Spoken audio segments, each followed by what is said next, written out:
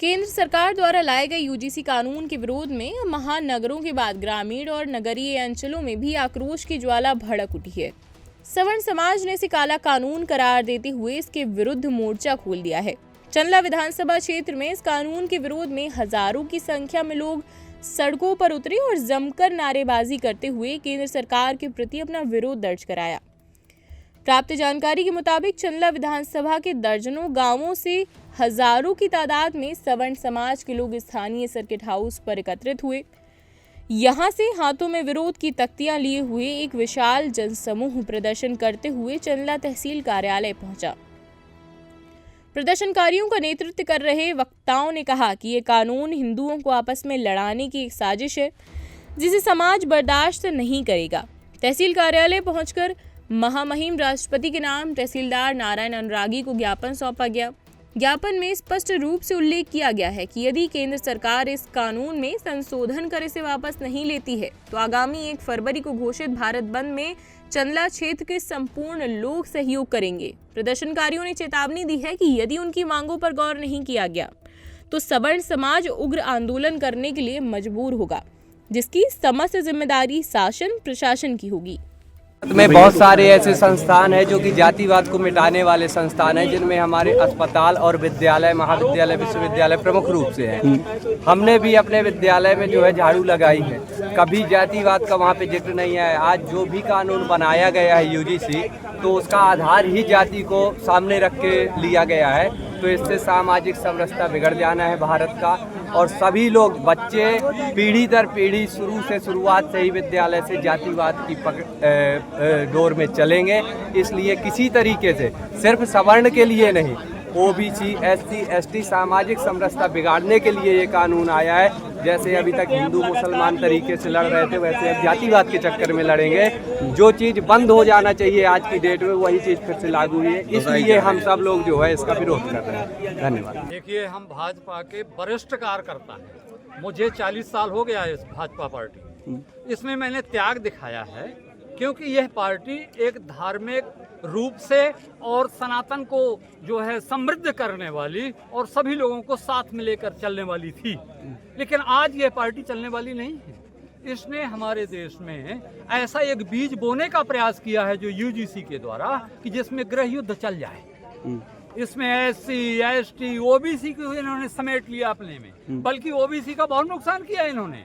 जो हरिजन एक्ट है वो 80% ओबीसी पर और 20% सामान्य वर्ग पर लगाया गया है। लेकिन ये लोग अंधे हैं, इन्होंने ओबीसी को भी समेट करके इन सबको इकट्ठा कर दिया और सवर्णों को जो है इन्होंने अलग कर दिया है। इस यूजीसी के द्वारा हमारे जो बच्चे हैं वो भोले हैं। बच्चियां हमारी जाएंगी विश्वविद्यालय में, उनको कहो तो वो हाथ पकड़ लें, अगर वो विरोध करती हैं तो जेल उनको जाना पड़े।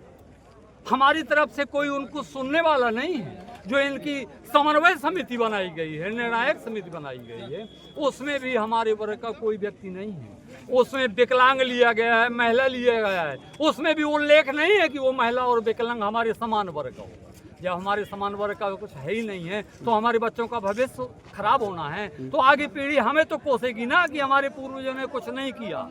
इसलिए हमें रोड पर आना पड़ा है। हम वयोवृद्ध वरिष्ठ कार्यकर्ता होते हुए भी आज बीजेपी से अपना त्याग पत्र सौंपने वाले हैं। हम ऐसी पार्टी को नहीं चाहते। ये भी नहीं चाहते हम कि हम कांग्रेस को ही बनाएंगे। हम अपनी पार्टी ही अलग बना लेंगे, उस पार्टी का एक अलग निर्माण कर देंगे। क्योंकि जब वो हमें देश से निकालना ही चाहते हैं तो हम अब उसको स्वीकार नहीं करेंगे। इसलिए हम मोदी जी का विरोध करते हैं। मोदी की तानाशाही, सवर्ण एकता, सवर्ण एकता।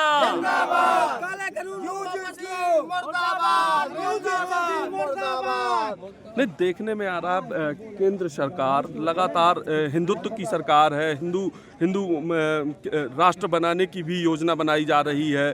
जैसे बाबा हैं तो ये बागेश्वर बाबा हैं तो लगातार यात्रा निकालकर हिंदू राष्ट्र घोषित करवाने का प्रयास कर रहे हैं। इसको लेकर के क्या कहेंगे आप? नहीं, अब हिंदू राष्ट्र ऐसे बनता है। सनातन यात्रा निकालते हैं, सनातन एकता ऐसी बनती है। यही तो हिंदू है ना, कि जो एससी, एसटी, ओबीसी सामान्य वर्ग, और इनको इन्होंने 2 खेमों में बांट दिया। ये हिंदू एकता करेंगे, ये हिंदू राष्ट्र घोषित करेंगे। इन्होंने जातियों को इस तरह से बांट दिया है कि आपस में लड़ करके मर जाएंगे और ये लोग शासन शासन करेंगे, हम इन्हें शासन नहीं करने देंगे।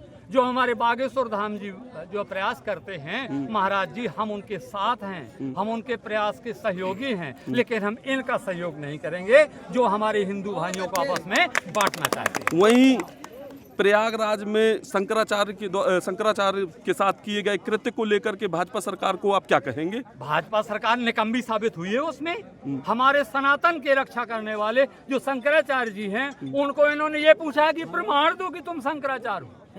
हमसे प्रमाण मानते हैं कि हम ब्राह्मण हैं। नहीं, उनका विवाद तो चल रहा है सुप्रीम कोर्ट में कि जो है ये शंकराचार्य नहीं है। हम इनको प्रमाण देंगे। ऐसी आपत्तिजनक टिप्पणी पर हम लोग उसका विरोध करते हैं। हमारी वरिष्ठ नेताओं भारती ने भी इसका विरोध किया है। उन शंकराचार्य जी का उन्होंने समर्थन किया है। हम उनके साथ में हैं और योगी जी के विरोध में। आप कहते हैं कि लगातार आपने भाजपा का सपोर्ट किया है, प्रचार किया है और भाजपा के साथ में रहे हैं, तो अब इस कानून को लेकर के अब आगे आपकी क्या राजनीति? अगर 31 तारीख तक कानून वापस होता है तो हम भाजपा के साथ में अभी हैं। अगर नहीं होता है तो 1 तारीख को भारत बंद के अनुसार हम चंदला में बाजार बंद करवाएंगे। अगर फिर भी वापस नहीं होता है तो सड़कों पर उतर करके हम अनशन करेंगे। फिर भी नहीं होता है तो दिल्ली और भोपाल जाएंगे। जैसे भी होगा हम इस तानाशाही को बरकरार नहीं रहने देंगे। आजाद समाज पार्टी के कुछ नेताओं ने कहा है कि अगर सवर्ण समाज के कहने पर अगर सरकार कानून वापस लेती है तो हम सड़कों पर उतरकर विरोध प्रदर्शन करेंगे। तो क्या ये विरोध प्रदर्शन ऐसे ही चलता रहेगा? नहीं, विरोध प्रदर्शन वो क्यों करेंगे भाई? जैसा कानून था उसको यथावत रखें ना। आजाद पार्टी वाले तो चाहते हैं कि हम लोगों का भोजन छीन लें, तो उनके चाह लेने से ऐसा हो सकता है? यही तो शासन है। इसीलिए तो उन्होंने प्रधानमंत्री और राष्ट्रपति उन्हें बनाया गया है कि कोई किसी के साथ अन्याय ना करें। अगर ये है तो वो सड़कों पर नहीं उतर सकते, उनके पास नहीं है। उनके तो पहले से हर जन एक्ट है ना। सवर्ण समाज कहती है कि ये